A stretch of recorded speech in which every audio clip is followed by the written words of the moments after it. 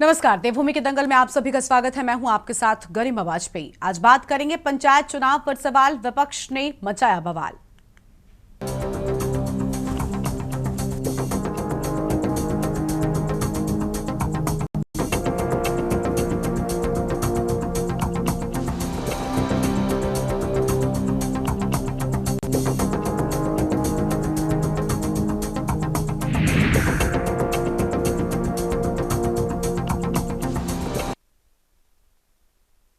उत्तराखंड में पंचायत चुनाव के नामांकन के एक दिन पहले भारी बारिश के बीच चुनाव कराए जाने को लेकर विरोध शुरू हो गया है।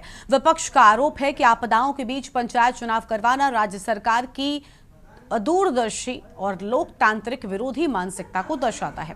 प्रदेश कांग्रेस के वरिष्ठ उपाध्यक्ष संगठन सूर्यकांत धस्माना ने मंगलवार को कांग्रेस भवन में आयोजित प्रेस वार्ता में कहा कि पूरे प्रदेश में भयंकर आपदा आई है। उत्तरकाशी से लेकर गढ़वाल के सभी जिलों और कुमाऊं मंडल के पर्वतीय जनपदों में बारिश, भूस्खलन से बड़ी तबाही हो रखी है। सरकार को इससे कोई सरोकार नहीं है। कांग्रेस का आरोप है कि बीजेपी चुनाव कराने और आपदा में अवसर तलाश कर चुनाव जीतने की जुगत में लगी है। कांग्रेस ने कहा कि राज्य में पंचायत चुनाव कार्यकाल खत्म हो जाने के तत्काल बाद हो जाने चाहिए थे, लेकिन सरकार ने असंवैधानिक तरीके से निवर्तमान पंचायत प्रतिनिधियों को प्रशासक नियुक्त कर दिया। इसके बाद सरकार लगातार 7 महीनों तक चुनाव टालने के ही बहाने ढूंढती रही है। जब हाईकोर्ट की फटकार तब आनन फानन में जुलाई में पंचायत चुनाव करवाने की घोषणा कर दी गई। अब इसमें भी आरक्षण का रोस्टर जीरो कर जानबूझकर विवाद पैदा कर लोगों को कोर्ट जाने पर मजबूर किया, जिसके कारण चुनाव अब जुलाई में भारी बरसात और भयंकर आपदा के बीच हो रहे हैं। उन्होंने कहा कि इस दौरान किसी भी प्रकार की जनहानि हुई तो इसके लिए भाजपा सरकार जिम्मेदार होगी। आज इसी मुद्दे पर हम करेंगे विस्तार से चर्चा। खास मेहमानों का पैनल हमारे साथ में होगा, लेकिन उससे पहले एक नजर आज की इस खास रिपोर्ट पर डालिए।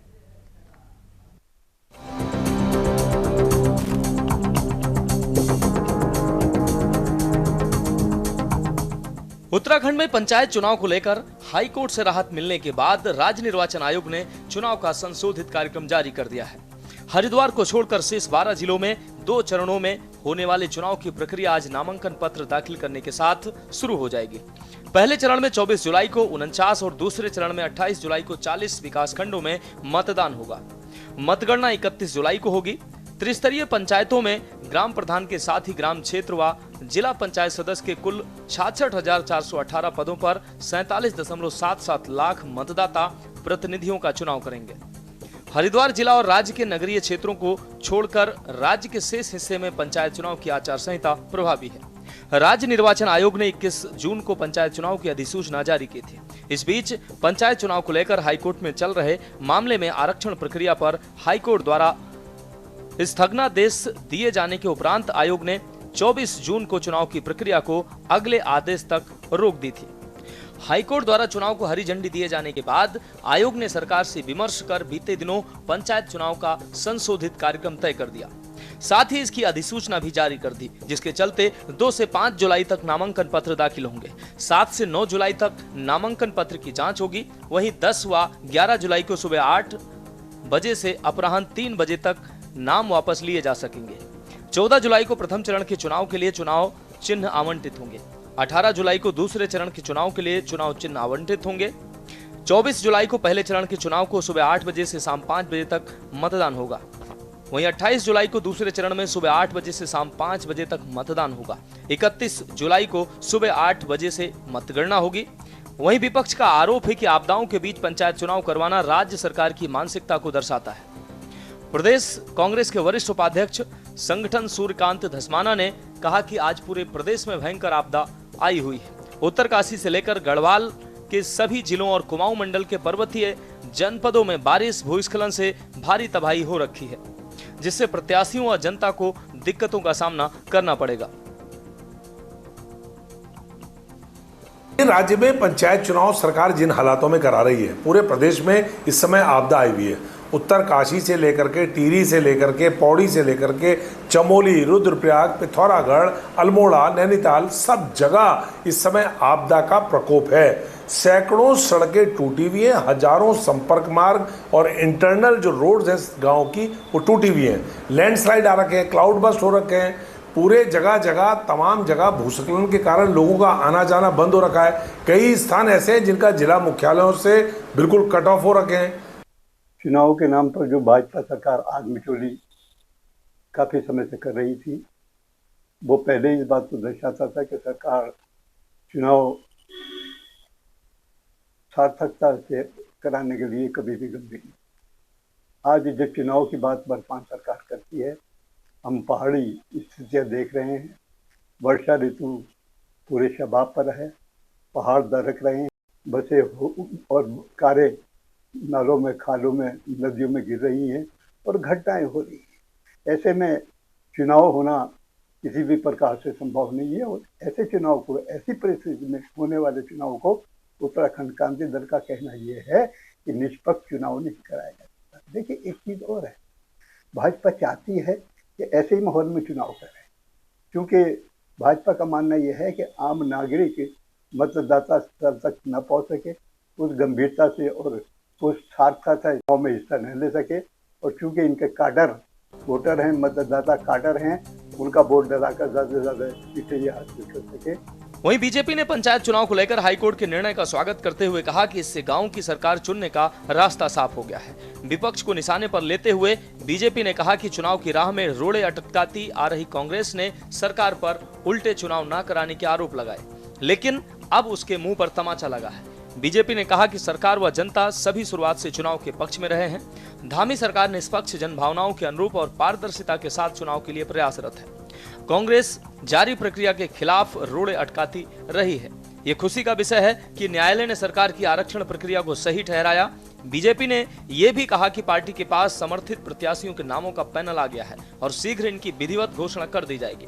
उन्होंने कहा कि पार्टी ने अपने पर्यवेक्षक सभी विधानसभा क्षेत्रों में भेजे थे, जिनकी रिपोर्ट उन्हें मिल चुकी है। उन्होंने कांग्रेस पर तंज कसा कि जब भी चुनाव आता है, कांग्रेस का परिवारवाद सामने आ जाता है। पंचायत चुनाव के बाद फिर विधानसभा के चुनाव में कांग्रेस के बड़े नेता अपने अपने परिवार का राजनीतिक भविष्य बनाने में जुट जाएंगे। कारण यह है कि कांग्रेस के पास अब कार्यकर्ता ही नहीं है और जो थोड़े बहुत हैं भी, उनकी उसे चिंता नहीं है। बीजेपी ने कहा कि सरकार पूरे मनोयोग से पंचायत चुनाव का यज्ञ संपन्न कराने में जुटी है। बीजेपी आश्वस्त है कि वर्षा काल से बचाव भी होगा और मतदान प्रतिशत भी बढ़ेगा। वहीं प्रत्याशियों ने पंचायत चुनाव में मौसम को अलग रखकर मैदान में कूदने का फैसला ले लिया है। विपक्ष हताश है, निराश है, चुनाव से भागना चाहता है। जब चुनाव नहीं हो रहे थे तो आरोप लगाते थे चुनाव नहीं करा रहे, और जब चुनाव हो रहे और सारे कोशिश कर ली, हाई कोर्ट में भी लोगों को भेज करके चुनाव नहीं रुके, तो अब ये कहते हैं खिलवाड़ कर रहे हैं। अरे, जनतंत्र में चुने हुए लोग होने चाहिए, ये जनतंत्र की परिभाषा है। जितनी जल्दी हो जाए उतना अच्छा है। हो रहा है तो उसको चुनाव लड़े चुनाव की तरीके से, अब जाए इस तरह के फेक आरोप लगाने के। ये विपक्ष अपना धर्म का निर्वाह नहीं कर रहा है। मैं जनता से उम्मीद करती हूँ कि मुझे अधिक से अधिक वोट देके सफल बनाए, और जनता से मैं वादा करती हूँ कि मैं जितना भी मेरे से हो सके मैं वो कार्य करूँगी और अपने वादों पे मैं खरी उतरूंगी। क्या मुद्दे मानते हैं? क्या जैसे हमारे यहाँ विकास का है, हमारा कोरू क्षेत्र, ऐसे हमारा पूरा इलाका समझो, ये हमारा पिछड़ा हुआ इलाका है। ना वहाँ सड़क की सुविधाएं है, ना वहाँ लाइट की है ढंग से सुविधाएं, हॉस्पिटल जो होना चाहिए, स्कूल, हॉस्पिटल, वो हमारे यहाँ कोई सुविधा नहीं है। हम जैसे घर जाते तो हमें बहुत परेशानी होती है, क्योंकि मैं बचपन से ही इस इलाके में रही हूँ। लखवाड़ मेरा मायका है, फिर वो पड़ता है फिटाड़ मेरा मामा कोट है, और कोरू मेरा ससुराल है। नैनीताल के निकटवर्ती गांव सोलिया तल्लाकूड़ के ग्रामीणों ने पंचायत चुनाव का बहिष्कार शुरू कर दिया है। पंचायत चुनाव का बहिष्कार कर रहे ग्रामीणों का कहना है कि 90 के दशक से ग्रामीण गांव से मुख्य मार्ग तक सड़क बनाने की मांग करते आ रहे हैं, लेकिन उनकी सुध न तो प्रशासन ने ली और न ही किसी जन प्रतिनिधियों ने। चुनाव बहिष्कार कर रहे लोगों का कहना है कि उन्हें आज तक कोरे आश्वासन के सिवा कुछ नहीं मिला। सड़क न होने से गाँव के बीमार बुजुर्गों व गर्भवती महिलाओं को कई किलोमीटर पैदल चलकर मुख्य मार्ग तक आना पड़ता है। ग्रामीणों ने रोड नहीं तो वोट नहीं का ऐलान करते हुए कहा, गांव के लोग पूरी तरह खेती पर निर्भर करते हैं, मौसमी सब्जियां उगाकर अपना गुजर बसर करते हैं, लेकिन वर्षा काल के दौरान गदेरे में तीव्र उफान के चलते वे मंडी तक अपनी फसलों को बेचने नहीं जा पाते हैं, जिसके चलते उनकी सब्जियां खेतों में ही खराब हो जाती हैं। जब स्थानीय युवती किरण से चुनाव बहिष्कार के बाबत बात की तो वो भावुक हो गई। अब जितने लोग भी यहाँ पर आते हैं वोट मांगने के लिए बोलते हैं, अरे हम लेके आएंगे, हमें वोट दीजिए, हमें वोट दीजिए। सभी देते हैं, ग्रामवासी वैसे भी सीधे होते हैं, तो वो बोलते हैं कि चलो अब इस साल आ जाएगी, अब तो आगे को होगा ही, चलो कोई बात नहीं, कुछ नहीं होता है। पुल है हमारी जो रोज की है चलने के लिए, पुल हमारी बनी हुई नहीं है अच्छे से, आप खुद ही देख के आ रहे हो कितना चल गया। और अभी बीमार है, मेरी माँ 5 साल से बीमार है, घर में पड़ी है, अब उसको हॉस्पिटल ले जाने के लिए यहाँ पर सुविधा नहीं है। दूसरा, ये चुनाव का टाइम आ गया है, आपको भी पता है, हर वर्ष हर 5 साल में जब भी चुनाव आते हैं जनप्रतिनिधि आते हैं, दावा करते हैं सड़कों का, पुलों का, लेकिन जीतने के बाद वो नदारद हो जाते हैं, दोबारा दिखाई नहीं देते, फिर 5 साल में दिखाई देते हैं। वही समस्या को देखते हुए इस बार हम सोच रहे हैं कि चुनाव का बहिष्कार करें और प्रशासन और शासन को दिखाएं कि हमारी समस्याएं क्या हैं, और जनप्रतिनिधि जो भी चुन के आए वो इनको देखे। मूलभूत समस्या हमारे रोड की है, आप देख रहे हैं कि यहाँ से करीब 4 किलोमीटर पैदल चल के आप भी आए हैं, बलजगां से हमारे साथ आए हैं। ये मेरी नॉलेज में आज आया है मामला। इस गांव में हम एक टीम कल भेजेंगे, वहां पर पीडब्ल्यूडी विभाग तात्कालिक जो राहत है उसके लिए क्या कर सकता है उसके लिए भी सर्वे करेगा, और दीर्घ काल में जो उनकी जो मुख्य रोड है वो बनाए जाने की जो कार्रवाई है उसका सर्वेक्षण इत्यादि है उसकी प्रक्रिया भी शुरू करेगा। तो इसके बाद जो भी संभावित राहत है विभिन्न विभागों के माध्यम से इस टीम की विजिट के बाद उसको हम लोग यथाशीघ्र दिलवाएंगे। प्रदेश में अब पंचायत चुनाव को लेकर पूरी तैयारी राज्य चुनाव निर्वाचन ने कर ली है। वहीं नामकरण की प्रक्रिया भी अब शुरू हो चुकी है। बड़ी संख्या में बढ़ चढ़कर तमाम प्रत्याशी मैदान में उतरने को लेकर अति उत्साहित है। मौसम की चुनौतियों की वजह से और साथ ही पंचायत चुनाव में देरी की वजह से सिर्फ भाजपा सरकार की मान रहे हैं, और वही मानसून ने प्रदेश में दस्तक दे दी है। मानसून की वजह से अति दुर्गम क्षेत्रों में रोड कनेक्टिविटी टूटने के कारण प्रत्याशियों को आम जनता के बीच में पहुंचने में भी कड़ी मशक्कत करनी होगी। इस मानसून पीरियड में आम जनता के पास किन किन बातों को लेकर कि प्रत्याशी पहुंच पाते हैं और कितना वादा पूरा कर पाते हैं, ये देखना अभी बाकी है। Uttarakhand desk report.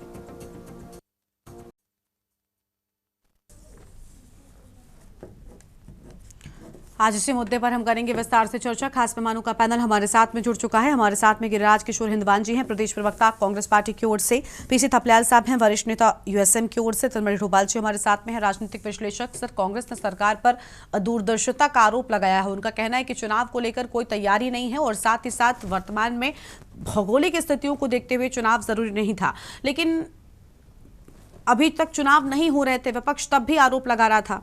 थपलियाल साहब, सबसे आपसे सवाल है, और विपक्ष अब जब चुनाव हो रहे हैं तब भी आरोप लगा रहा है, क्या किया जाए?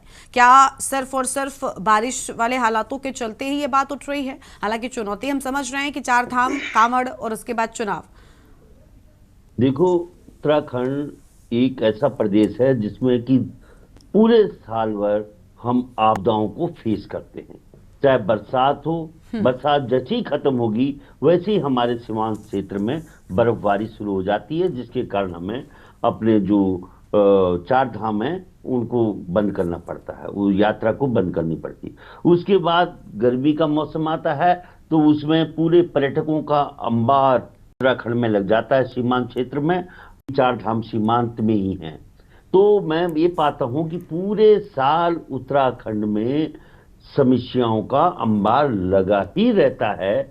और चूंकि जो ये पंचायत चुनाव हैं, इसमें जो ऑब्जेक्शंस आ रहे हैं वो केवल देहरादून से आवाज उठ रही है, और देहरादून के जो नेता है, नेतृत्व है, चाहे किसी भी दल का हो, उसको पहाड़ों की अति चिंता रहती है, चाहे वो भू कानून का मामला रहा हो और चाहे वो इस समय चुनाव को बाधित होने की आवाज भी यहां से आ रही है। अभी आपने देखा कि जो पहाड़ की अंदर लोग रह रहे हैं उनकी समस्या क्या है। उनकी समस्या ये हैं कि ये पंचायत चुनाव और पंचायत में जीते लोग इस 25 साल में भी उस अभागे उत्तराखंड का 1% भी, अगर आप ये बोलो कि इन्होंने उत्तराखंड के विकास को एक कदम भी आगे बढ़ाया हो, मैं खुद भुक्तभोगी हूं, क्योंकि जब मैं अपने गांव में जाता हूं तो वहां पे जो खड़िंजे बिछे हुए हैं, उन खड़िंजों के कारण अब मैं अपने गांव तक नहीं पहुंच पाता, क्योंकि उसमें फिसल के गिरने का बहुत बड़ा भय, सर फूटने का डर है। इस तरह का कामकाज, चाहे वहां का पंचायत घर बने हो, आप पंचायत घरों को भी देखेंगे, वो भी एक खंडहर के रूप में तब्दील हो गए हैं। नहीं तो पंचायत घर एक सचिवालय का स्वरूप होना चाहिए पंचायतों में, लेकिन नहीं, बिल्कुल खंडहर। इस राजनीति ने जो 25 साल से पंचायतों में जो हुआ है, वो देखते हुए हमारा कोई बहुत बड़ी जो एक आशाएं आकांक्षाएं होती हैं इन पंचायत चुनाव में, नहीं हो रही हैं। क्योंकि हम चाहते हैं कि ये सरकारें 73rd अमेंडमेंट को लगाएं, 74th अमेंडमेंट को लगाकर चाहे निकाय और चाहे पंचायतें उनके शक्ति दें, उनको अधिकार दें, जिससे कि वे तमाम जो 29 अधिकार इनके चैप्टर में दिए गए हैं संविधान में, वो इनके अधिकार में आए और पंचायतें एक मिनी प्रधानमंत्री की तरह ग्राम पंचायत काम करे, जिस तरह से देश का कामकाज चल रहा है। लेकिन नहीं, इन लोगों ने ये तमाम जो पंचायतें हैं, मेरे लोग जब गांव में गए हैं, स्वाभिमान मोर्चा के लोग, तीनों ने पाया कि आप किसी भी व्यक्ति को पूछो, वहां अगर 5 करोड़ रुपए गांव के विकास के लिए आया है तो 1 करोड़ भी उसमें खर्च नहीं हुआ, क्योंकि इस तरह की व्यवस्था है कि पूरी बंदर बांट इस बजट में जो गांव में पंचायतों में दी जाती है, पूरी बंदर बांट है। भ्रष्टाचार के भेंट चढ़ गया पूरा ग्राम जो सिस्टम है उत्तराखंड का। और इसमें पंचायतों में जिस तरह से आप ये देखते हैं कि जो व्यवहार सरकार का किस तरह से विधायक के अंडर में, छतरी के अंदर रहने में मजबूर होती है जो पंचायत अभी जीतेंगी। और इसलिए मैं ये मानता हूं कि अगर बरसात बहुत बड़ी आपदा बन के हमारे सामने आई है, तो इस आपदा को देखते हुए दिल्ली के लोग जो प्रधान बनने के लिए गांव में जाते थे, ये देहरादून के लोग जो प्रधान बनने के लिए जिला पंचायत लड़ने के लिए गांव में थे, वो नहीं जा पाएंगे। लेकिन जो लोग वहां चुनाव लड़ेंगे, वो लोग वहां मौजूद हैं। वहां कोई भी नेता ये नहीं बोल रहा कि स्कूल बंद करो। अरे बच्चे जब स्कूल जा सकते हैं, तो ये जो वोट तो हमारे गांव में ही होगी ना। हम देहरादून तो दिल्ली तो नहीं जाएंगे वोट देने। तो इन चीजों को और अच्छे मंथन किया जाए। मैं कहता हूं बहुत शिकायतें जा रही, कोई हाई कोर्ट को लिख रहा है, कोई सरकार को लिख रहा है, लेकिन इतनी देरी जो हो गई है, वो ठीक है। देखिए, वो बिल्कुल ठीक बात है कि देरी हर एक चुनाव में क्यों हो रही है, वो एक अलग मुद्दा था। आपने जो बात कही देरी वाली, वो बिल्कुल ठीक है, लेकिन उसका जवाब मुझे लगता है सरकार ज्यादा जवाब दे उसके लिए है। सरकार, अभी बीजेपी के प्रवक्ता जुड़े नहीं है, उनके साथ में हम जवाब लेंगे। लेकिन बड़ी बात यह कि अब जब चुनाव हो रहे हैं, तब मौसम खराब मौसम में होने को लेकर भी सवाल उठ रहे हैं, ये भी एक अहम बात है। गिरिराज जी हमारे साथ में है। गिरिराज जी, थपलियाल साहब ने बिल्कुल ठीक कहा कि देरी पर अगर पहले ही विचार किया जाता तो शायद इस वक्त इस खराब मौसम में चुनाव नहीं हो रहे होते। कई बार बड़े हादसे हो जाते हैं, लोगों की जान चली जाती है, निर्वाचन अधिकारियों को पहुंचने में दिक्कत हो जाती है, लोग वोट डालने उस हद तक मत प्रतिशत में कमी आ जाती है।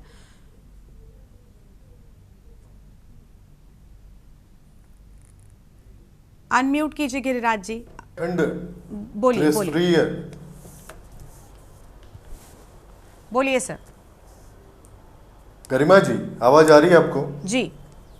उत्तराखंड इस समय पंचायत चुनाव की तरफ आगे बढ़ रहा है। प्रदेश स्थितियां समूचे पर्वतीय क्षेत्र की, गरिमा जी, आपदाग्रस्त पूरी तरह से इस समय उत्तराखंड है। हमारी जितनी भी कनेक्टिविटी हैं, चाहे गढ़वाल की हो, कुमाऊं की हो, NH हो चाहे स्टेट हाईवे हो, या जो स्टेट हाईवे से जो लिंक हमारी जो गांव हमारे जो लिंक करते हैं, जो जुड़ते हैं गांव, सारी रोडें ब्लॉक हैं लगभग। माहौल जो है, अगर कांग्रेस पार्टी की तरफ से करण महाराज जी के नेतृत्व में ये बात रखी जा रही है और सरकार को अगर वाकई कोई जवाब देना नहीं बन पा रहा है कि भाई नवंबर में 2024 में पंचायतों का कार्यकाल समाप्त हो जाता है, प्रशासक नियुक्त करते हैं, हाई कोर्ट जब लगभग टिप्पणी करता है, सत्य टिप्पणी, उसके बाद ये अलर्ट मोड में आते हैं। 7-8 महीने तक पंचायत चुनाव न कराना। गरिमा जी, लगभग कार्यकाल जब पंचायत का समाप्त हो चुका था, लगभग नवंबर के आसपास 2024, उससे पहले सारी प्रक्रियाएं, चाहे परिसीमन हो, चाहे आरक्षण हो, चाहे मतदाता सूची की बात हो, निश्चित रूप से ये सारी प्रक्रियाएं पूर्ण हो जानी चाहिए थी। उसके बाद तुरंत चुनाव कराने चाहिए थे। इतना लिंगर ऑन करना सरकार की तरफ से, लिंगर ऑन होना चुनाव का, छोटी सरकारों का गठन न होना, यही बात भाजपा ने यही चीजें निकाय में की थी। 1 वर्ष तक, लगभग 1 साल तक इन्होंने लिंगर ऑन किया था निगम को, निकाय चुनाव को। ये स्थितियां प्रदेश की समय है। और फ्लड अगर बोला जा रहा है कि वाकई बरसात में चुनाव होना, एक ऐसी परिस्थितियों में जहां वाकई जान माल की भी हानि हो रही है, स्थितियां विस्फोटक हैं। अगर आप 7 और 8 महीने तक आपने जब ये चुनाव जो है, इस चुनाव से वंचित उस क्षेत्र की जनता को, जनमानस को रखा, जो पर्वतीय क्षेत्र में वास कर रहे हैं, जो वाकई पंचायत चुनाव चाहते थे, आज भी वो करवाए जा रहे हैं, ठीक है। लेकिन आपको समय जो आपने चुना है, अपने कंफर्ट जोन को देखते हुए चुना है। सारा इसमें फायदा क्या हो सकता है? आप सवाल उठा लीजिए, लेकिन इसमें फायदा क्या है? ये पूरी तरह से अपने तंत्र को झोंकते हैं। आज जो स्थितियां हैं, मैं वही बता रहा हूं गरिमा जी, जो माहौल है, निश्चित रूप से अगर कांग्रेस पार्टी कहीं कोई बात रख रही है कि भाई जो स्थितियां हैं इस समय, वाकई जो है, ये जो माह चल रहा है जुलाई का या जून, जो अभी जून में जो स्थितियां थी, सारी रोडें ब्लॉक, सारा माहौल जो है पूरी तरह से, जनमानस कंफर्ट नहीं है वहां, वोट देने के लिए भी कंफर्ट नहीं है। ऐसी स्थितियां बन रही हैं। जो चुनाव में जो उतरने जा रहा है वहां का, जो जिसने प्रतिनिधि बनना है, जनप्रतिनिधि, वो भी कंफर्ट नहीं है। जो स्थितियां हैं, ठीक है, भाजपा के पास इस समय तंत्र जरूर है, पूरा प्रशासनिक अमला इनके साथ है और ये वाकई अपने को कंफर्ट जोन में समझ रहे हैं। लेकिन जवाबदेही बनती है इनकी गरिमा जी, निश्चित रूप से बनती है। जवाब इनको रखना पड़ेगा, जवाब इनको देना पड़ेगा सरकार को। और आज जो जनमानस जो पहाड़ में वास कर रहा है, वो समझ रहा है इन बातों को। जितने भी पॉकेट्स में चुनाव होने जा रहा है, वो भी इस बात को समझ रहा है कि वाकई सरकार की नीयत क्या है, सरकार की सोच के साथ उतर रही है। अगर वाकई देरी हुई है, उसके पीछे कारण क्या है, ये कारण उसको भी नजर आ रहे हैं, ये निश्चित है। जी गरिमा जी। रतनमणि ढोभाल जी हमारे साथ में हैं और साथ ही किशन भाकुनी जी भी अभी जुड़े हैं, ग्रामीण हैं। स्वागत सर आपका भी। पहले रतनमणि जी को लेते हैं, उसके बाद में किशन जी के पास में जाएंगे। रतनमणि जी, क्या लग रहा है, अभी गिरिराज जी ने कहा कि अपने लिहाज से, अपने फायदे के लिए, अपने हिसाब से समय चुना गया है। मैं मानती हूँ कि ये समय ठीक नहीं हो सकता, मौसम को देखते हुए बहुत सारी बाधाएं आ सकती हैं चुनाव में, लेकिन इसमें फायदा क्या हो सकता है बीजेपी का? क्या कोई और भी कारण है जिसको लेकर कांग्रेस कह रही है कि अपने फायदे के हिसाब से, अपने हिसाब से समय चुन लिया गया?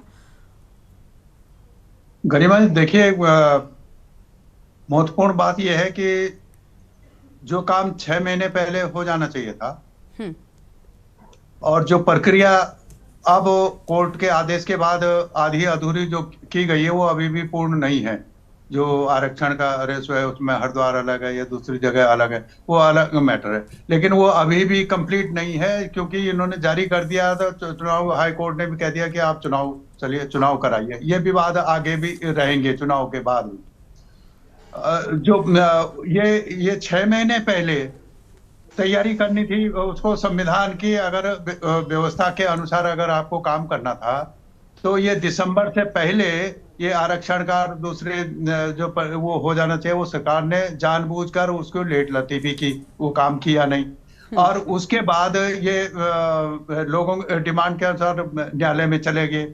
अब जो संवैधानिक बात है, 73वें संविधान संशोधन के अनुसार तो उसमें यह है कि अगर इनकेस कोई आपदा है, कोई संकट है, तो आप 6 महीने वो कर दे, लेकिन 6 महीने के अंदर आपको करना है, आपने उसको भी टाल दिया, नहीं किया। अब ये आप कर रहे हैं, ये बात तो अपने आप में सही है कि इस जो आपदा है, अभी हमारे यहाँ आपदा खाली गढ़वाल में नहीं और भी काम है। आप आपदा में भी आपको सुरक्षा बल चाहिए, पुलिस फोर्स उसमें लगा, आपदा में लगा हुआ है, इधर चुनाव में भी लगेगा, इधर जो कांवड़ यात्रा चल रही है उसमें भी चलना है, और केंद्र पर आप निर्भर करेंगे कि केंद्र आपको कितना फोर्स सुरक्षा उपलब्ध करा पाता है, ताकि ये कोई निर्विघ्न रूप से चुनाव संपन्न हो। इसमें होना क्या है, हमारे जो कठिनाई जो है, जो गांव में लोग हैं उनको नहीं, या तो चंडीगढ़ से वोटर ने आना है, यहाँ गुड़गांव से वोटर ने आना है, वोटर ने क्या आना है, प्रधान ने आना है, गुड़गांव से प्रधान ने आना है, चंडीगढ़ से प्रधान ने आना है, देहरादून से प्रधान ने जाना है, और हरिद्वार से प्रधान ने जाना है वहां ऊपर बनने के लिए। और ना तो आपका इस समय हाईवे भी बाधित है, और जो कनेक्टिविटी, जो हाईवे से लिंक जो गांव है, जो गांव ग्रामीण क्षेत्र के सड़कें हैं, वो भी बाधित हैं। तो ये इस सब का क्या होगा, मैं चुनाव का विरोध नहीं कर रहा हूं, चुनाव लोकतांत्रिक व्यवस्था है वो हो, लेकिन इसमें होना क्या है कि कल जब हम फिर बैठेंगे चुनाव के बाद, तो बीजेपी से आप ये सुनेंगे, देखिए ये इसलिए विरोध कर रहे थे कि हम तो एक तरफा जीत गए हैं। तो ये जो एक तरफ जनतंत्र के खिलाफ बात है कि एक तरफा करने, वो उनके पास संसाधन है, सत्ता के पास रहते हैं, वो अपने संसाधन से इस चुनाव को एक तरफा रूप से उसको दे देंगे, और वो धामी जी की धाकड़ धामी फिर हो जाएंगे वो पूरे देश में कि देखो हमने तो ये कर दिया। ये अपने आप में लोकतांत्रिक व्यवस्था के खिलाफ है ये परिस्थिति। और फिर आप ये करते, भाई जो राजनीतिक दल है आपके पास, मुख्य विपक्षी दल है, आप उनके साथ ही विचार विमर्श कर लेते कि कब कराना, तो ये कोर्ट कचहरियों की बात नहीं होती, जो उनसे बात, जो कोर्ट कचहरी में जा रहे हैं उनसे आप बात कर लेते। लेकिन आपने जानबूझकर उसको चुनाव को ये लंबा खींचने के लिए, अपने फायदे के लिए आपने ये किया है, और अब इस मौके पर आप वो करेंगे और इसी को ब्रांडिंग करेंगे फिर आप 27 के लिए कि देखिए ना हमने धामी ने कर दिया, अब कोई मैदान में नहीं होगा, आप ये भाषण करेंगे, लेकिन परिस्थितियां अनुकूल होनी चाहिए। मैं अपने गांव की बताता हूँ, बिल्कुल, और सभी के लिए होनी चाहिए, उससे चुनाव पर असर पड़ता है, और वो नहीं होना चाहिए। लोकतांत्रिक प्रक्रिया को उसी तरीके से होना चाहिए जैसे वो होती है। अपनी चर्चा को हम आगे बढ़ाएंगे और मेहमानों को भी जोड़ेंगे, उससे पहले देवभूमि के दंगल में एक छोटे से ब्रेक के लिए आप रुकते हैं, चल लौटेंगे। ब्रेक के बाद देवभूमि के दंगल में आप सभी का स्वागत है। खास मेहमान हमारे साथ में लगातार जुड़े हुए हैं, हनी पाठक जी अभी भी जुड़ चुके हैं, प्रदेश प्रवक्ता बीजेपी की ओर से, लेकिन उनके पास लौटेंगे उससे पहले हमारे साथ में लगातार किशन जी पहले से जुड़े हुए हैं, उनका रुख कर लेते हैं। किशन जी, आवाज मिल रही है आपको, क्या कहना चाहेंगे सर? क्या इस समय पंचायत चुनाव कराकर सरकार ने ठीक किया? हाँ, थोड़ा जल्दीबाजी कर दी, लोग को इतना समय मिला नहीं, और एक तो मौसम इतना अनुकूल नहीं है चुनाव के लिए, क्योंकि हम तो पहाड़ी क्षेत्र से रहने वाले लोग हैं, यहाँ बहुत बारिश होती है नैनीताल में, और ऊपर नीचे जाना बहुत मुश्किल हो जाता है, खासकर ग्रामीणों का।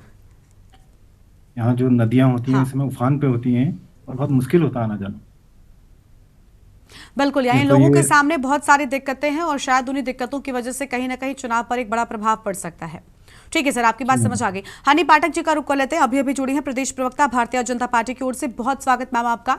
हनी जी, अभी अभी आपने सुना, किसी पार्टी से नहीं है किशन जी, उनका भी कहना है कि जब इतना लेट कर ही लिया था आपने, तो अब थोड़ा और इंतजार किया जा सकता था, कम से कम चुनाव प्रभावित तो नहीं होता, लोगों के लिए पहुंचने में दिक्कतें हो जाती हैं, और सिर्फ उन लोगों के लिए नहीं जो वोट डालने जाते हैं, जो निर्वाचन के भी लोग होते हैं, उनके सामने भी बहुत दिक्कतें होती हैं। और खासतौर पर जब प्रदेश आपका ऐसा है जहां भौगोलिक स्थितियां कब बदल जाएं, कब मौसम बदल जाए, किसी को नहीं पता होता। इस मौसम को लेकर सवाल उठ रहे हैं कि इस मौसम में चुनाव क्यों? हनी जी,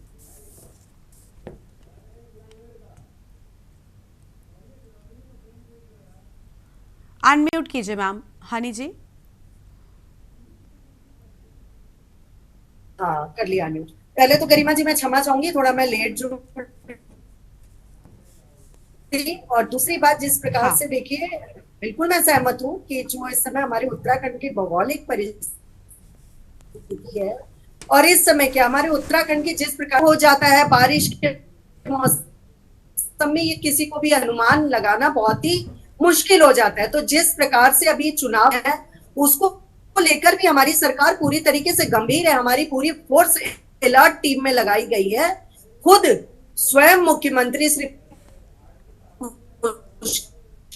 सिंह धामी जी भी डिजास्टर टीम कर रहे हैं। लगातार पूरे सभी जोन के डीएम से लेके एसएसपी तक को पूरा अलर्ट मोड में रहने को कहा गया है। इवन ये भी कहा गया है किसी का फोन स्विच ऑफ नहीं होना चाहिए।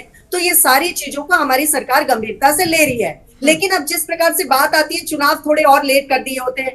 गरिमा जी, पता नहीं कितनी सारी डिबेट्स में मैं आ चुकी हूँ जिसमें आप ही जैसे हमारे एंकरों ने हम लोगों पर निशाना साधते हुए कहा, मैडम चुनाव कब, आखिर इतना विलंब क्यों?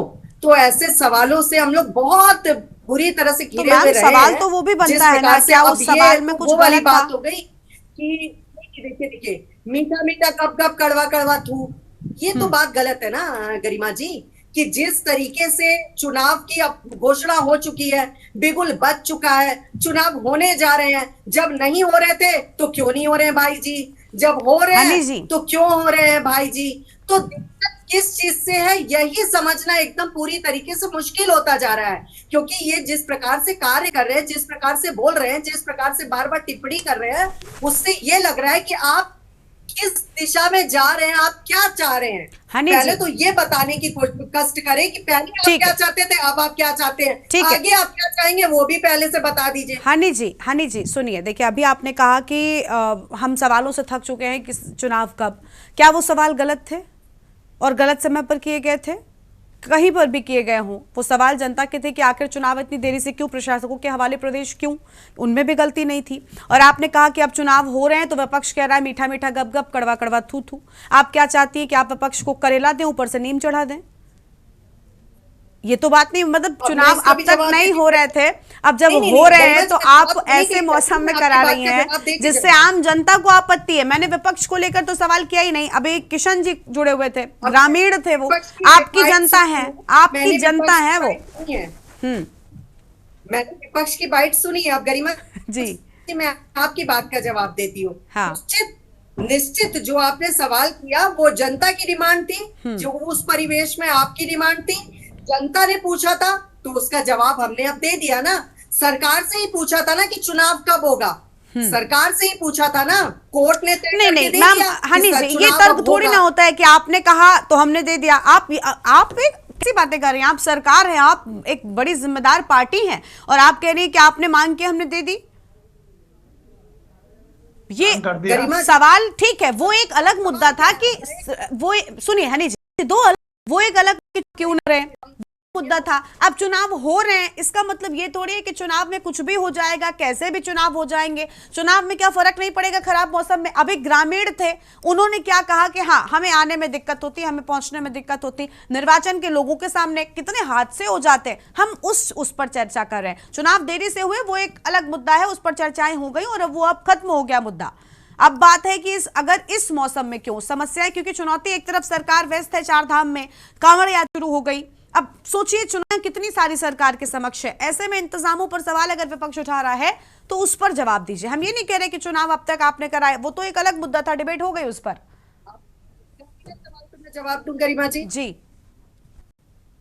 अब सुनने को तैयार हैं आप तो मैं जवाब दूं, क्योंकि अभी रतनमणि डोभाल जी बहुत लंबा चौड़ा अपना वक्तव्य दे रहे थे। आप एकदम शांतिपूर्ण तरीके से, आप क्या चाहती कि मैं रतनमणि जी से ये पूछने लग जाऊं? ये सवाल तो आप जवाब, हनी जी आप क्या चाहती मैं रतनमणि जी से ये पूछने लग जाऊं कि चुनाव भाई देरी से क्यों हो रहे हैं?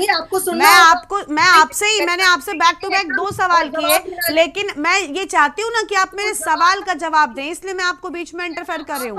बोलिए अब आप, बोलिए अब आप, लेकिन सवाल का जवाब दीजिए। अगर आप बीच में इंटरप्ट करती ठीक है, बोलिए बोलिए मैम बोलिए। हाँ तो मैं उम्मीद करती हूँ कि जिस प्रकार से रतनमणि डोभाल जी ने बात सुनेंगी, बिल्कुल पूरी तरीके से। जो इस समय हमारे ग्रामीण हमारे साथ जुड़े किशन जी, मैं की बात से पूरी तरह से सहमत हूँ। उन्होंने वही बात रखी है जो कि इस समय कह रहा है कि मात्रा व्यवस्था हम लोग को मैनेज भी करनी है, 4 धाम की यात्रा भी चल रही है, हो रहे हैं, उस चुनाव को भी देखना हमारी जिम्मेदारी है और उसको हम बखूबी धरातल पर उतारेंगे, क्योंकि वो जिम्मेदारी हमारी है और जिम्मेदारी को पूरा करना भी जिम्मेदारी हमारी है। तो जिस प्रकार से कांवड़ रूट को देखने के साथ साथ 4 धाम को देखने से साथ साथ चुनावी प्रचारेंगे धरातल पर, और किसी भी ग्रामीण जनों को से लेकर जो हमारे निर्वाचित होंगे अध्यक्ष, उनसे लेकर जो हमारे सिंबल पे चुनाव लड़ेंगे, उनको लेकर सभी प्रक्रिया को ध्यानपूर्वक देखा जाएगा और ध्यानपूर्वक देखते ही हुए चुनाव को संपन्न कराए जाएंगे। और मैं उम्मीद करती हूँ अपनी सरकार से कि सरकार पूरी गंभीरता से पूरा स्वीकार करते हुए चुनाव लड़ेगी और निश्चित देवतुल्य जनता के आशीर्वाद के साथ साथ हम चुनाव जीतेंगे।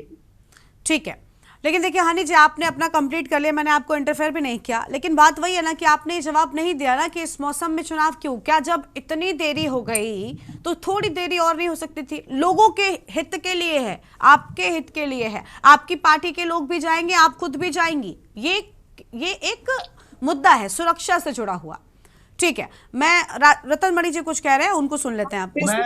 हानि जी, मैं लौटूंगी, आप प्लीज और मेहमानों को सुनते चलिए। मैडम व्यवहारिक बात है, मेरी ग्राम पंचायत है, सुनो तो सही, आते हैं मेरी ग्राम गिरिराज जी आते हैं, हाँ। और मेरी ग्राम पंचायत में एक जो गांव है जो हमारे यहाँ मतदान करने आएगा, वो 10 किलोमीटर दूर है और बीच में गार्ड है, उस गार्ड पे पुल नहीं है, अब वहाँ से उसको पोलिंग में आना, ऐसे में वही चीज है कि इन सारी चीजों को हनी जी मैडम अब रुक जाइए ना, बहुत सारी जगह है। हनी जी सुनिए पहले तो, हनी जी देखिए, एक तो आपकी आवाज ठीक तरीके से नहीं पहुंच रही है, मैडम प्लीज सुनिए। हनी जी, आपकी आवाज ठीक तरीके से नहीं पहुंच रही है, आपकी आवाज बहुत कट रही है, प्लीज अभी रुक जाइए, मैं लौटूंगी आपके पास में। आपकी बात आ गई, आपको बिना टोके मैंने बोलने दिया, ठीक है। रतन मणि जी ने अभी कहा, मुझे लगता है आप सुन नहीं पाए होंगे, कुछ इंटरनेट की कमी है, ठीक है। गिरिराज जी को सुन लेते। गिरिराज जी, आप कुछ कह रहे थे?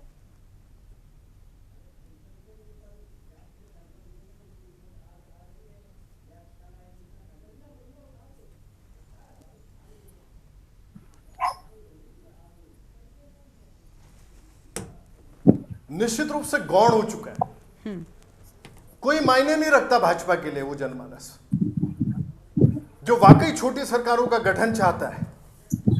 अभी भी भाजपा के प्रवक्तागण ये चाहते हैं चैनल पे बैठ के कि उनके कंफर्ट के हिसाब से एंकर बात करें। गरिमा जी अगर बात करें तो उनके कंफर्ट लेवल को देखते हुए बात करें। अरे भाई, बात रखी जाएगी ना। अगर कार्यकाल आपका 2024 नवंबर के आसपास समाप्त होता है पंचायत का, विदिन 6 मंथ आपको चुनाव कराने होते हैं, तो आप अप्रैल और मई में भी करा सकते थे ना चुनाव, गरिमा जी, इनसे पूछिए आप। लेकिन उनका तो यही कहना है कि आप लगातार अब तक कह रहे थे कि समय जो होता है पहाड़ के अनुकूल होता है, पर्वतीय क्षेत्र के पर्वतीय क्षेत्र के अनुकूल समय होता है अप्रैल और मई। आप बरसात में चुनाव में आप उस जनमानस को झोंक रहे हैं, प्रशासकों के हवाले अपने 6 महीने 7 महीने 8 महीने आपने। ठीक है, अब आम जनमानस के विषय में मतलब उनको चिंता करनी चाहिए। ठीक है, लौटेंगे गिरिराज जी, लौटेंगे। कुछ और मेहमान भी जुड़ चुके हैं, सेमवाल जी अभी हमारे साथ में जुड़े हुए। ठीक है गिरिराज जी, आएंगे आपके पास में, और मेहमान जुड़ चुके हैं, आपकी बात समझ में आ गई। हमारे साथ में शिव प्रसाद सेमवाल हैं, अध्यक्ष राष्ट्रीय रीजनल पार्टी की ओर से। बहुत स्वागत सर आपका। सेमवाल जी, क्या कहना चाहेंगे इस बरसात मौसम में चुनाव कराने को लेकर? सरकार कटघरे में नजर, विपक्ष लगातार हमलावर है, और बड़ी बात तो ये कि विपक्ष के साथ साथ ग्रामीणों ने शुरू कर दिया है। कई जगहों पर लोगों ने ये तक कह दिया कि रोड नहीं है, रोड नहीं, वोट नहीं। अब बताइए ये लोकतांत्रिक प्रक्रिया कैसे पूरी होगी? सेमवाल जी, ये वाकई आपदा में अवसर है और सरकार को भी ऐसा ही लगता है, लेकिन बड़ी बात यह है कि जो सरकार जरा सी बरसात होने पर स्कूलों की छुट्टी कर देती हो, तो उसके पीछे रीजन क्या है कि भाई पढ़ाई व्यवस्था नहीं हो पाएगी, टीचर बच्चे स्कूल नहीं जा पाएंगे, खतरे हैं, नदी नाले हैं, भूस्खलन है, इसीलिए तो छुट्टी कराती है। तो जब बरसात में वही सरकार छुट्टी कर देती हो, तो फिर आप ये बताइए कि फिर आखिर क्या कारण है कि वो सरकार जो है चुनाव कराने पर आमादा है, जबकि अब तो विरोध के भी स्वर उठ रहे हैं। तो मुझे लगता है कि सरकार को इस पे संवेदनशीलता से सोचना चाहिए, क्योंकि हर चीज जो है हठ धर्मिता से नहीं होती। और सरकार जन भावनाओं से चलती है। ठीक है, हनी तो जी मेरा लगातार निवेदन- बनी हुई है। हनी जी से हम जवाब ले लेते हैं। शिव प्रसाद जी लगातार वो हमारे साथ में बनी हुई है। हनी जी, ग्रामीणों ने कह दिया है कि रोड नहीं है। अभी रतनमणि जी ने एक बहुत अच्छा एग्जांपल दिया कि 10 किलोमीटर दूर है निर्वाचन केंद्र, कैसे जाएंगे, रोड नहीं है, रास्ते में गधेरे हैं, मौसम की स्थिति आप देख रही हैं। आपकी सरकार के ओर से खुद मुख्यमंत्री जी कह रहे हैं कई बार तो कि नदियों के किनारे जाने से बचें। क्या वहां पर चुनाव नहीं होंगे? लोगों ने कह दिया रोड नहीं तो वोट नहीं, उनकी कौन सुनेगा? मैं आ रही हूँ, उस पर आ रही हूँ गरिमा जी। बिल्कुल, ये न्यूज मैंने भी कल ही देखी मैंने, ये न्यूज जिसमें हमारी जनता ये कह रही है कि रोड नहीं तो वोट नहीं। देखिए, जनता जो हमसे चाहती है, जिसको लेकर हमें चुनी है, जिसको हमें दोबारा विधानसभा में जिताया, उपचुनाव में जिताया, नगर निकाय में जिताया जिस जनता ने, अगर उसने अपनी कोई पीड़ा हमारे समक्ष रखी है तो उसको दूर करने का कार्य भी हमारा है। तो ये कैसे दूर होगी मैडम? क्या आप हवा में तीर चला देंगी? ये कैसे दूर होगी? सवाल किया तो जवाब तो ले लीजिए। मैं आपको पहले भी यही कह रही थी कि जवाब मेरा खत्म हो जाए, आप फिर दूसरा सवाल कर लीजिए। आप सवाल के जवाब में कुछ नहीं बोलती ना, आप अपनी सरकार की उपलब्धियां गिनाती हैं, उस पर चर्चा हम थोड़ी कर रहे हैं। मुझे आपने सवाल क्या किया कि रोड नहीं तो वोट नहीं, जनता कह रही है, तो मैं उसी का तो जवाब दे रही हूं। आप क्या इंग्लैंड और बेंगलोर थोड़ी चली गई हूँ गरिमा जी। हाँ ठीक है, मैं यही बैठकर उसी बात का जवाब दे रही हूँ। बोलिए मुद्दे पर आइए, मुद्दे पर आइए मैडम, बोलिए। रोड नहीं तो वोट नहीं, अगर जनता ने कहा है तो उसको दूर करने का कार्य हमारी जिम्मेदारी है। हम उसको पूरा भरसक प्रयत्न करेंगे कि जनता से हम उस कार्य को करने का जो हमने वादा किया उसको पूरा करेंगे। हनी जी, मुझे नहीं, अब मैं आपको मजबूरन, मैं नहीं चाहती आपको टोकना, लेकिन मुझे मजबूरन आपको टोकना पड़ रहा है। आप कह रही है कि हम जनता की इस बात को सुनिए, आप कह रही है हम जनता की इस बात को सुनेंगे और उनकी समस्या को दूर करेंगे। चुनाव में महीने भर का वक्त नहीं बचा है, आप क्या रोड महीने भर में बना देंगी? आप कौन सी सुविधा दे देंगी? अब आप इस तरीके की बात करेंगे और आप चाहेंगे कि मैं आपको टोकूं ना, तो ये कैसे संभव है? महीने भर में आप कैसे इस समस्या को दूर करेंगी? यही तो कहा जा रहा है कि रोड नहीं है, लोग चलकर किस पर जाएंगे वोट डालने के, निर्वाचन केंद्र पहुंचेंगे कैसे मैडम? या क्लास 7 का बच्चा जाकर वोट दे दे, क्योंकि प्रथम कक्षा से कक्षा 8 तक के स्कूलों को बंद किया जा रहा है, क्योंकि वो हमारे नौनिहाल है। तो सिंबाजी आप ये चाह रहे कि क्लास 7 और 8 के बच्चे जाकर वोट दे दे, तो वो शायद आपके कार्यकाल के दौरान कुछ इस तरीके की व्यवस्था करने की आपने सोची होगी। मैडम, अब देखिए आप स्कूलों पर जा रही हैं। अभी आप मेरे सवाल का जवाब दीजिए। हनी पाठक जी, हनी पाठक जी सुनिए, हनी जी आप मेरे सवाल का जवाब दीजिए। आप बच्चों पर कहाँ चली गई? स्कूलों की बात ठीक है। अरे हनी जी, आपको आवाज मिल रही है मैडम? आपको आवाज मिल रही है? बताइए। आपने कहा कि आप ग्रामीणों के इस रोड नहीं तो वोट नहीं वाली बात का समाधान लेकर बैठी हैं। क्या समाधान है? क्या चुनाव से पहले ग्रामीणों को रोड का तोहफा आप दे देंगी? कैसे जाएंगे? ग्रामीणों के सामने कितनी समस्याएं, क्या मतलब ये छोटी सरकार कही जाती है और इस चुनाव में लोग अपने आसपास के विकास को ध्यान में रखते हैं। कोई राष्ट्रीय बड़ा दल, कोई बड़े नेता की छवि पर चुनाव नहीं होता। क्या यही डर है? इसी वजह से जल्दी चुनाव कराए जा रहे हैं? मुझे बहुत अच्छे तरीके से पता है कि ये कोई बहुत बड़े नेता के चेहरे पे चुनाव नहीं लड़ा जाता है, व्यक्तित्व की छवि पर ये चुनाव लड़े जाते हैं। जिस प्रकार से आप कह रही हैं आपके पास कोई स्ट्रेटेजी है कि रोड नहीं तो वोट नहीं वाली, उसको क्या आप रोड बनाकर देंगे? तो मैं उसका जवाब दे रही हूँ आपको। आप कह रही है ना कि जवाब मुझे चाहिए उस बात का, तो मैं उसका भी जवाब दे रही हूँ। जो हमारे प्रतिनिधि वहां पर होंगे वो उस जनता के पास जाएंगे, उनसे बात करेंगे, उनसे समाधान निकालने का प्रयास करेंगे, उनसे जो वायदे हमारी सरकार आज तक करती आई है उस पर बात करेंगे, चर्चा करेंगे और निश्चित निष्कर्ष निकलेगा। और निष्कर्ष वही निकलेगा जो हमारे हित में होगा, क्योंकि हमारी देवतुल्य जनता हम पर विश्वास कर रही है और हमको तभी चुन रही है क्योंकि वो जान रही है कि हमने अगर मांग रखी है तो सरकार हमारी मांग को पूरा करेगी। ठीक है, तभी तो उसने मांग करी है। ठीक है। अब सुनिए मैडम, बहुत कहते हैं ना नजरिए की बात होती है। हनी जी आप कंप्लीट कर चुकी, आपने अपनी बात कह दी। आपने कहा कि जनता के पास हम जाएंगे, बातचीत करेंगे। जनता ने मांग नहीं की, पहली बात जनता ने विरोध किया है। जनता ने कहा हम चुनाव में वोट नहीं डालेंगे क्योंकि सड़क नहीं बनी। और दूसरा, आप खुद कह रही है कि जनता ने आप पर विश्वास किया, जनता ने आपको हर एक चुनाव में, निकायों में, विधानसभा में, हर एक चुनाव में आपकी मदद की। आपने जनता को क्या दिया? आज पंचायत से पहले रोड नहीं है, लोग कह रहे हैं कि रोड नहीं तो हम वोट डालने नहीं जाएंगे। आप कह रही है उनकी मांग है, ये किस नजरिए से आप उनकी इस बात को मांग के तौर पर देख रहे हैं? उनका कहना है कि हम नहीं डालेंगे क्योंकि अब तक रोड नहीं बनी, और ये कोई वक्त है उन्हें जाकर आश्वासन देने का? हर साल इतने सालों से आपकी सरकार है, डबल इंजन की सरकार तेजी से दौड़ रही है, लेकिन रोड नहीं बन पाई अब तक, और अभी भी आश्वासन देने को तैयार आपकी पार्टी खड़ी है। आपको लगता है ग्रामीणों को आप इस हद तक बेवकूफ बना सकेंगे? उस न्यूज को पूरा देखिएगा। उस न्यूज में ये नहीं है कि आज तक रोड नहीं बनी है, वो न्यूज ये है कि जो अभी हमारी रोड टूटी है, अगर इसको ठीक नहीं कराया गया, पूरा इसका विकास नहीं किया गया तो वोट नहीं। आपने शायद सिर्फ उस एक आप शायद सिर्फ उस एक न्यूज से अवगत होंगी, आप शायद उस एक न्यूज से अवगत होंगी, लेकिन तस्वीरें कुछ और भी आई हैं। रोड पहले थी, उसको पूरी उसी तरह वापस कराई जाए, नहीं तो रोड नहीं, ठीक है, वोट नहीं। ठीक ये है, कहा है, ये नहीं कहा है कि आज तक वहां पर रोड नहीं थी। लेकिन बहुत से ऐसे इलाके, आप सिर्फ उस एक पर्टिकुलर न्यूज की बात कर रही हैं हनी जी, आप सिर्फ उस एक पर्टिकुलर न्यूज की बात कर रही हैं, लेकिन बात यहाँ पूरे प्रदेश की हो रही है उस लिहाज से। ठीक है, गिरिराज जी कुछ कह रहे हैं जल्दी से। ठीक है हनी जी, लौटेंगे आपके पास में। गिरिराज जी कुछ कह रहे हैं, फिर थपलियाल साहब को सुनते जल्दी से। हाँ बोलिए। गरिमा जी, भाजपा के जो जवाब होंगे गोलमोल होंगे निश्चित रूप से। कई गांव इस तरह के हैं। आज तो एक गांव सामने आया कि हम वोट का विरोध कर रहे हैं, वोट नहीं करेंगे पंचायत चुनाव में। अब आप स्वयं सोचिए, भाजपा कह रही है, भाजपा के प्रवक्तागण कह रहे हैं कि अपने प्रतिनिधियों को भेजेंगे, बात करेंगे। क्या स्थितियां बना रखी हैं? 8 वर्षों से शासित हैं आप लोग प्रदेश में, और वो जनता जूझ रही है। ठीक है, एक कनेक्टिविटी के लिए जूझ रही है। ठीक है, समस्याएं जस की तस है। ठीक है गिरिराज जी, थपलियाल साहब को सुन लेते हैं, बहुत देरी से उनके पास नहीं पहुंचे। थपलियाल साहब कुछ कहना चाहेंगे? हनी जी को आपने सुन लिया, उनका कहना है बातचीत करेंगे। सवाल तो ये ना कि इतने सालों से आपकी सरकार है, आप डबल इंजन के साथ दौड़ रहे हैं और अब तक रोड नहीं बना पाए, क्यों स्थितियां आज ऐसी हैं कि ग्रामीणों को सामने आना पड़ा? विपक्ष को गोली मारी आप सिर्फ ग्रामीणों की सुन लीजिए। देखो, हम बोल रहे हैं कि 25 साल से हम देखते आ रहे हैं कि पंचायतों में बजट की बंदरबांट होती है, बंदरबांट होती है। हम इसको पहले ही कह चुका हूं।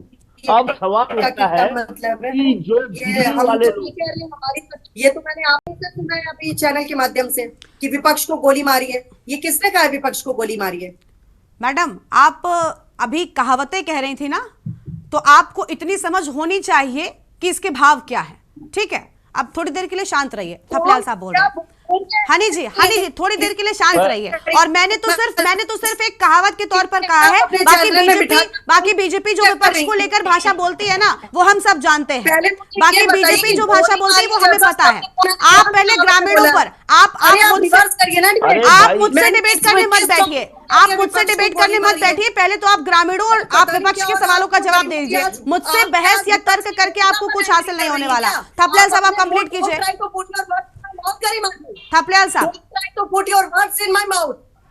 अरे मैडम, हु इज सेइंग कि मैं आपके मुंह में अपने शब्द डाल रही हूँ? अरे मैंने कब कहा मैडम? मैंने आपको कोट नहीं किया है। मैडम, आपका इंटरनेट ठीक नहीं है, आप पूरी डिबेट वापस से देखिएगा।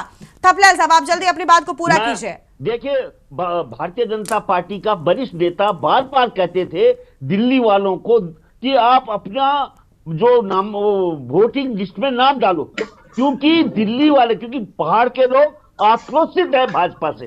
पहाड़ के लोग भाजपा का मुंह नहीं देखना चाहते, लेकिन दिल्ली वालों के बलबूते ये चुनाव जीतते रहे हैं। लेकिन इस बार इस आपदा जो स्थिति पैदा हो गई है, तो पहाड़ के आंचल में जो लोग हैं, आपने देखा होगा कि कितनी ग्राम सभाओं में निर्विरोध प्रधान चुने गए हैं, इवन कितने फौजी निर्विरोध प्रधान चुने जा रहे हैं। ये और बड़ी बात है कि जनता का विश्वास हट चुका है इन रावणी सन्यासियों से, जो वहां जाके जनता को बेवकूफ बनाने का काम करते हैं। इसलिए वो लोग नफरत करते हैं इनसे, इसलिए वहां पे अपने आप लोगों ने अपने जनप्रतिनिधि चुनने शुरू कर दिए हैं। और जो व्यवसायी जो भारतीय जनता पार्टी ने राजनीति का किया है, इसके मुंह में एक करारा तमाचा मारेगी जनता इस बार, निश्चित रूप से चारों तरफ से। आप देखिए, जनता के हाथ में अब बाजी जनता के हाथ में है। ठीक है, आ रहे हैं, ये बहुत बड़ी बात है। और तब देखेंगे भाजपा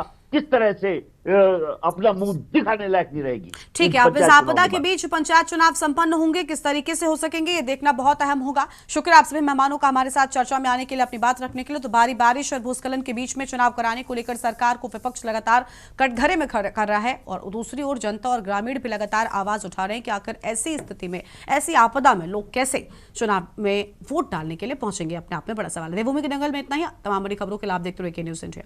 नमस्कार।